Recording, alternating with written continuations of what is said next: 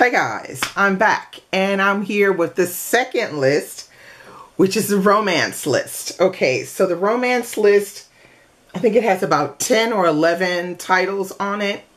So let's get started so this won't be too long, hopefully. Okay, first book on the list is Emma. And of course, Emma is a classic. I haven't read Emma, so I'm not mad at this one, by Jane Austen. So in case you are not really into classics, don't know what it's about, it says Emma Woodhouse is one of Austen's most captivating and vivid characters. Beautiful, spoilt, vain, and irrepressibly witty, Emma organizes the lives of the inhabitants of her sleepy little village and plays matchmaker with devastating effect. So yeah, kind of messy and will be really a good discussion. But for some reason, I don't think that one is going to make it on the list. The next book on the list is called White, and it's by Rosie Thomas. Okay, I've never heard of this before, but it says, one love, one chance, one sacrifice. For Sam McGrath, a brief encounter with a young woman on a turbulent flight changes his life. On impulse, crazily attracted to her, he vows to follow her all the way to Nepal. Finch Buchanan is flying out as doctor to an expedition, but when she reaches the Himalayas, she will be reunited with a man she has never been able to forget. Al Hood has made a promise to his daughter. Once he has conquered this last peak, he will leave the mountains behind forever. Everest towers over the group, silent and beautiful, and the passionate relationship between Finch, Al, and Sam, two men driven by their own demons and a woman with a dream of her own, begins to play itself out with tragic consequences.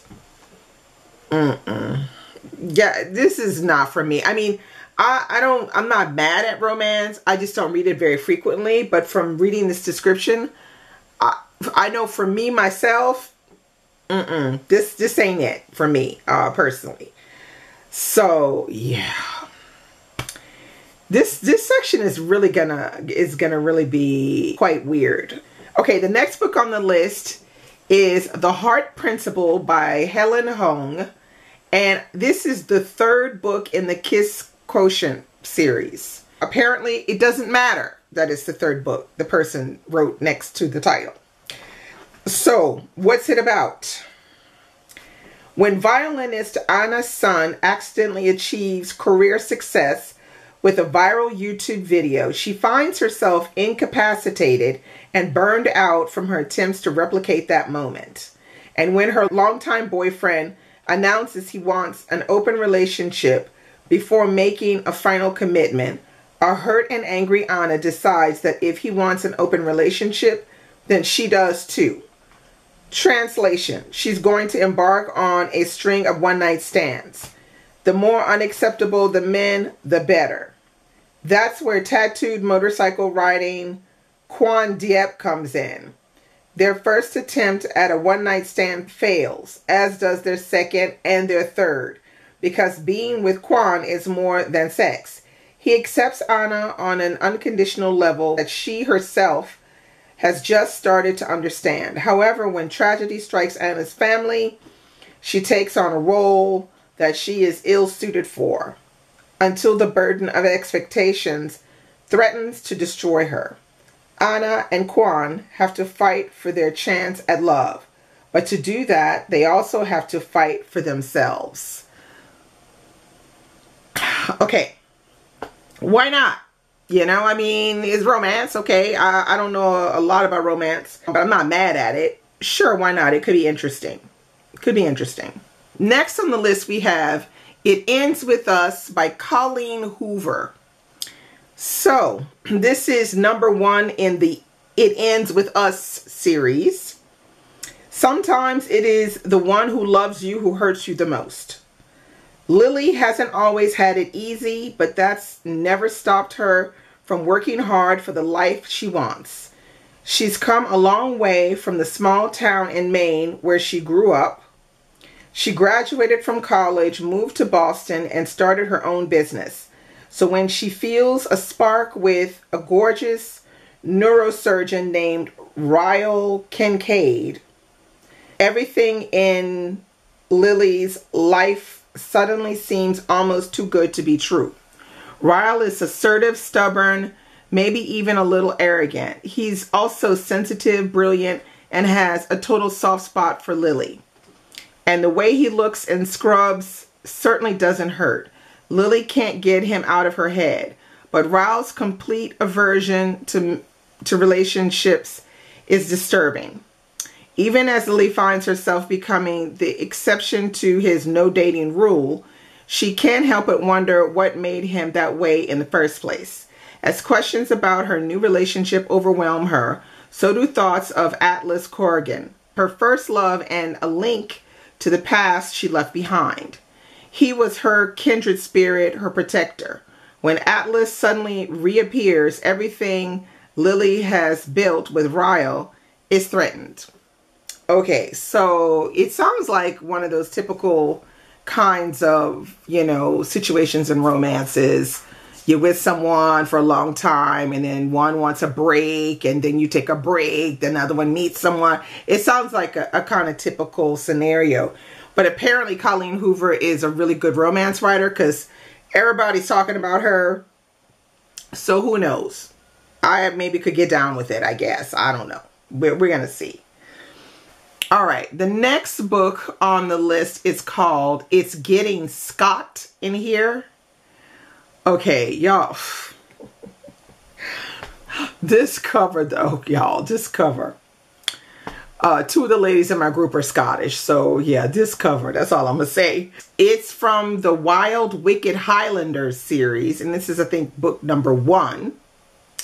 And it says, happily ever after, London socialite Amelia Rose Baxter is nobody's fool. Her parents may want her to catch a title, but she will never change who she is for the promise of marriage. Her husband will be a man who can appreciate her sharp mind as well as her body.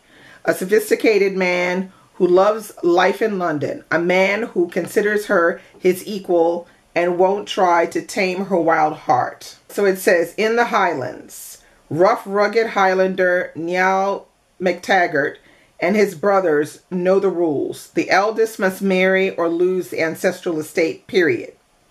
But Niall's eldest brother just isn't interested in the lady his mother selected. Is it because Amelia Rose is just too free-spirited? Yes, brazen? Aye. Oh my God. Surely Niall can find a way to soften up the whip-smart lass and make her the perfect match for her brother for the sake of the family. Just got a whole lot hotter. Instead, it's Niall who attempts Amelia Rose despite her reservations about barbarian Highlanders. Niall finds the lass nigh irresistible as well, but he won't make the mistake his father did in marrying an English woman who doesn't like the Highlands. Does he have what it takes to win her heart? There is only one way to find out. Okay, so this sounds like one of those typical kind of romances as well, but this is historical romance because you've got the Scottish, feature going on in there. But, I don't know. We're going to see. Okay, the next on the list we have is Frenchmans Creek. And of course, that's by Daphne du Maurier. I would not be mad about reading this one.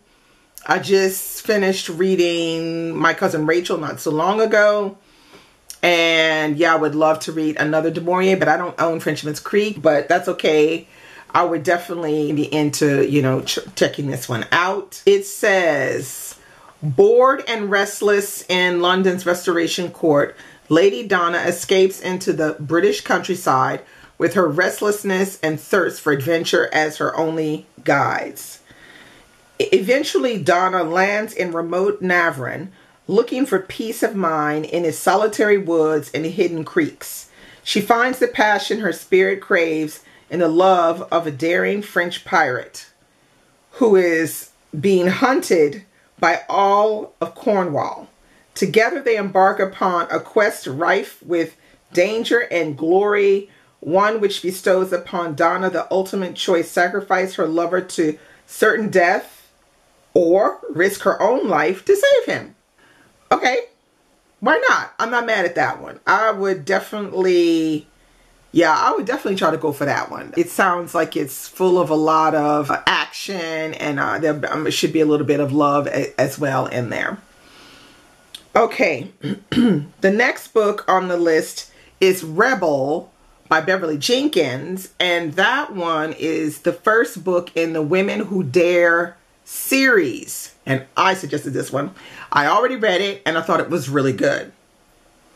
Okay, so this one, it says, Valinda Lacey's mission in the steamy heart of New Orleans is to help the newly emancipated community survive and flourish.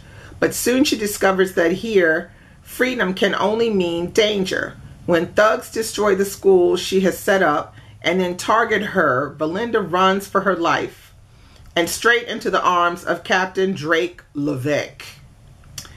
As an architect from an old New Orleans family, Drake has a deeply personal interest in rebuilding the city.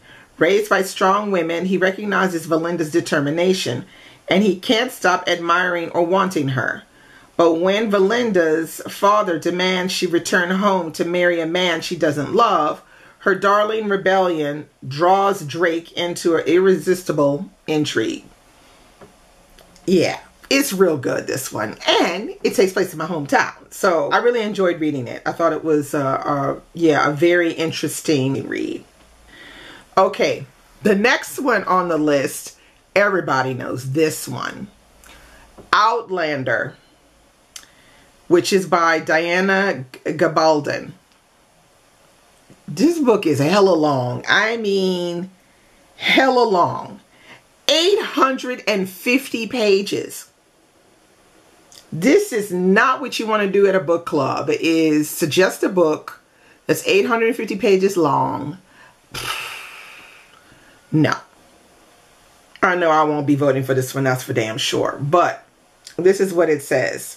The year is 1945. Claire Randall, a former combat nurse, is just back from the war and reunited with her husband on a second honeymoon when she walks through a standing stone in one of the ancient circles that dot the British Isles. Suddenly she is a Sassenach, an outlander, in a Scotland torn by war and raiding border clans in the year of our Lord 1743.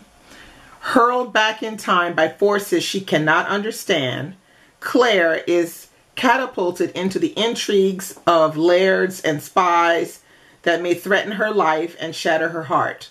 For her, James Fraser, a gallant young Scots warrior, shows her a love so absolute that Claire becomes a woman torn between fidelity and desire, and between two vastly different men and two irreconcilable lives. Yeah, you know, I mean, I started watching Outlander on Netflix, but do I want to read the 851st, book of this 15-book series or whatever it is? No. I don't want to do it. I won't do it. And I don't think many other people are going to want to do it when they see how long it is. But, that's another story. Okay, so the next book on our list is Ashes in the Wind by Kathleen E. Woodiwiss, or Woodiwiss. Okay, so this one, I've never heard of it before. Never heard of the author. It says, disguised as a boy, lovely Elena McGarren flees the Yankee troops ravaging her Virginia plantation. When the young orphan is accosted by a group of soldiers, Yankee surgeon Cole Latimer rescues the lad, Never, the lad, meaning the girl dressed as a boy, okay, never guessing that love for the rebel beauty will set duty against desire, ultimately testing his loyalties, his trust, and his honor. Pass. No. Not really my cup of tea, but you know, okay. All right, last but not least on this list, and you will never guess what it is, because for me, I was like, what is this doing on the list? Normal People by Sally Rooney. Personally, okay, I read this book when it came out, and I didn't like it at all. I gave it a big old 1 star. But this, to me, is not a romance. Sorry, it doesn't feel like a romance to me. But this is what it's about in case you haven't read it. It says, at school, Connell and Marianne pretend not to know each other. He's popular and well-adjusted, star of the school soccer team, while she is lonely, proud, and intensely private. But when Connell comes to pick his mother up from his housekeeping job at Marianne's house, a strange and indelible connection grows between the two teenagers. One they are determined to conceal. So yeah, that's what that's about. But I don't know. I read it and I don't feel like this is a romance novel, but that's just me. So there you have it. That's the second list. I mean, guys, what 2 should I vote for? Let me know below if you've read any of these, if you find them interesting. Let me know. I need feedback. I'm not really feeling this decision business we got going here. It just seems way too complicated, and the choices we're getting are not great choices. They just seem to be mediocre. But yeah, that's what we got so far. So stay tuned. The next list we're going to do is going to be nonfiction. So yeah, brace yourself. Bye.